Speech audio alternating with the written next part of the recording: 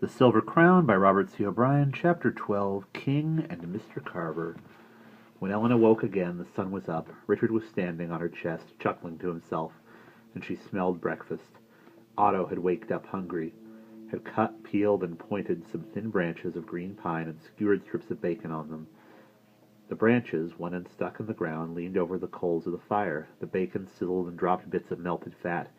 Each drop made a little burst of flame when it landed, and even the smoke smelled edible. "I'm stiff," Ellen said. Richard chuckled in surprise and bounced into the air.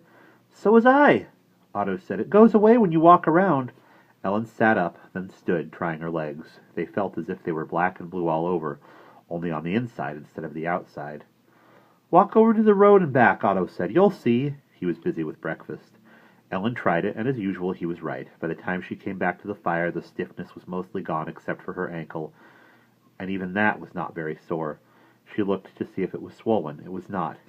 "Here's your breakfast." Otto handed her a tin plate.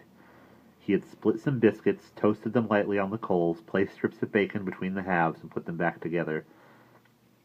Bacon sandwiches, and beside them a hard-boiled egg, all peeled. Otto obviously woke up feeling energetic and efficient. They ate quickly, drank a little water, wiped the plates, covered the fire with dirt, shouldered their rucksacks, and were on their way.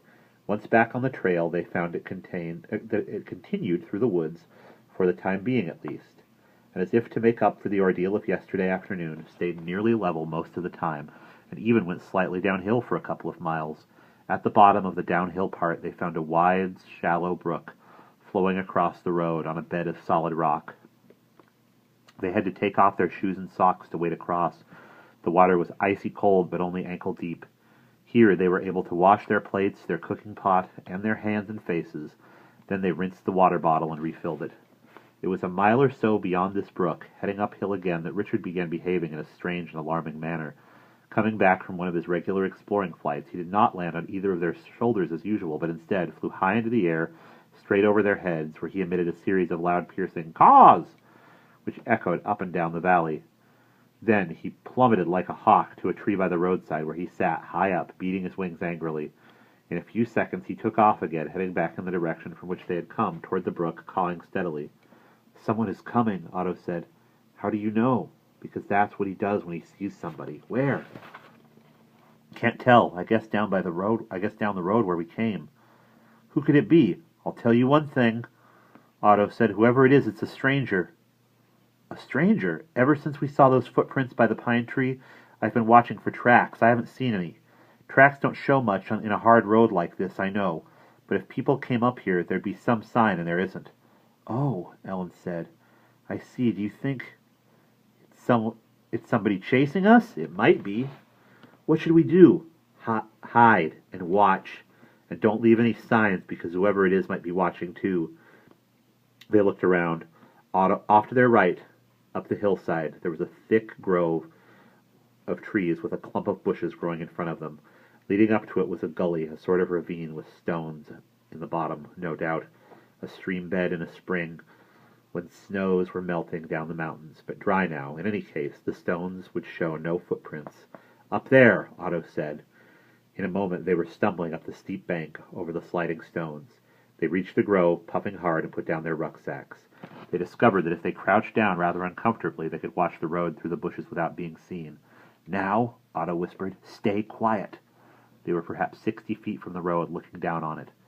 Their panting subsided in a minute, and they breathed very softly, not daring to move. They had no way of knowing how far behind them the stranger, if indeed there was a stranger, would be walking, nor how fast. After what seemed to Ellen like an hour, Otto whispered, "I hear him. He's coming." His ears must have been keener than hers, for she heard nothing. But then, in a few seconds, they both saw the dark figure of a man emerge from the woods far down the road. He was a stranger, true enough, and a strange and frightening sight. He was tall and lean and completely dressed in black. Black hat, black coat of an odd cut that looked like a cape, black pants, and black boots, and there was a single streak of color up the side of his boot, ran a slash of green. A shiny green that Ellen had seen before. His face was dark, somber, and gaunt, the face of an angry mortician, a grim hunter. He was walking swiftly, purposely, and at every pace his sharp black eyes looked piercingly to the left, to the right, ahead, downward, upward, then again left, right, ahead, down, up. He was not walking for pleasure, nor for destination. He was searching. Just watching him come up the road threw a cold terror into both their hearts. They froze stock still and could not have moved if they had wanted to. They waited, scarcely breathing, for him to pass and disappear. And then, just as he was directly in front of them, it happened. There was a sudden noisy, shaking, rustling, rattling of limbs and leaves in a tree directly overhead, scarcely 6 feet above them. They did not dare move, even enough to look up, but they knew what it was. Richard had chosen this moment to flutter from one branch to another in a most clumsy way. The stranger stopped in his tracks and turned. Obviously he had heard the noise, but could not tell what or quite where it was. Now he looked straight toward them. Ellen's heart stopped. She was sure his eyes could pierce the bushes and see her face. He reached toward his coat pocket. For a gun? Then Richard moved again, higher, and the eyes shifted and looked above them. The man stopped suddenly, picked up a stone and threw it hard at the tree where the noise was coming from. It crashed through the branches and out the other side, missing Richard, but sending him flapping out of the tree toward the sky, cawing furiously as he flew. The stranger watched him fly off. Then he stood a moment, scrutinizing the tree and the bushes. He took a tentative step toward them. Ellen held her breath and got ready to run. Then he stopped. You could almost hear him thinking, why bother? It was only a crow. He had, after all, passed dozens of them during the day. To their intense relief, he turned and went on down the road, still walking swiftly, still looking in all directions. Whew, Otto said, after the stranger was safely out of sight. That's the scariest-looking man I ever saw. He was looking for us, Ellen said. I know it. I guess he was. He was certainly looking for something. I wonder what we should do now. I think we should wait here a while until he gets way ahead of us. Then we could go on. But suppose he turns around and comes back. We'll have to keep watching. Richard will probably spot him. But suppose he doesn't. Suppose the man decides to hide in the trees the way we did and watch for us. Or suppose he sneaks up on us at night. But he thinks we're ahead of him.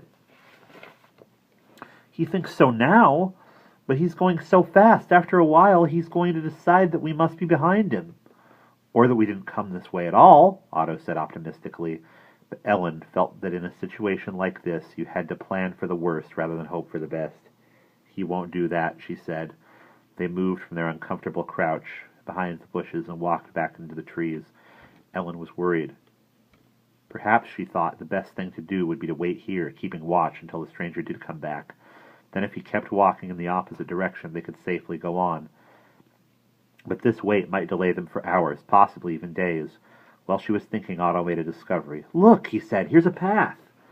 Leading from one end of the stony gully they had climbed to get up the hill, there was a faint but clearly perceptible trail. It curved on up the hill, and then around behind the bushes where they had been hiding, through the trees where they now stood. As it curved, it gradually turned parallel to the road and disappeared into the shadowy woods ahead of them. This, Ellen realized, might be the answer to their problems. For if they could walk along this path,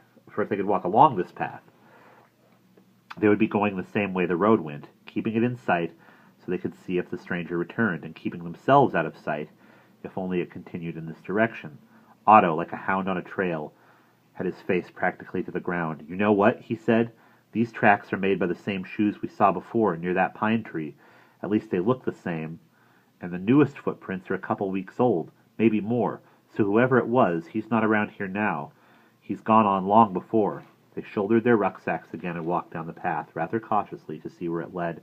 To Ellen's delight, after half a mile or more, it was still running alongside the road, perhaps 100 feet to the right of it and above it. Now and then, where the trees were too thick, they lost sight of it, but it always reappeared after a few paces. Because they were watching the road instead of looking ahead, they were taken by surprise. There was a sound directly in front of them. Ellen turned and gasped. Not 10 feet away in the middle of the trail stood the biggest, fiercest-looking dog she had ever seen. It was a mastiff, gigantic, heavy-shouldered, with a huge head and jaws like a lion's. Its teeth were bared, and from its chest came a deep, rumbling growl. Otto, in an act of sheer bravery, leaped instantly in front of Ellen. As he leaped, his hand flashed and the knife was in it. For a moment they stood there, the great dog bristling, poised to charge, the small boy motionless, eyes bright and alert, his gleaming knife balanced and ready. Then a man's calm voice said, "Down, King, down! Can't you see it's just a couple of kids?" Up the hill a few feet, leaning against the trees, stood a tall, pleasant-looking man. His hair was brown, his clothes were brown, and he puffed on a brown briar pipe. He said, "And now, boy, if you'll put away that knife, we can talk. Don't worry. King won't hurt anyone unless I tell him to." Otto put the knife back in its sheath, and the man walked down the hill. He shook hands with both of them. "My name is Jason Carver," he said. "Come on in and rest a while since you're here. I know you must have walked a long way." Now they saw where the trail had been leading. Straight ahead stood two cabins, almost invisible in the pine woods because they were made of rough pine logs. And that's the end of Chapter 12.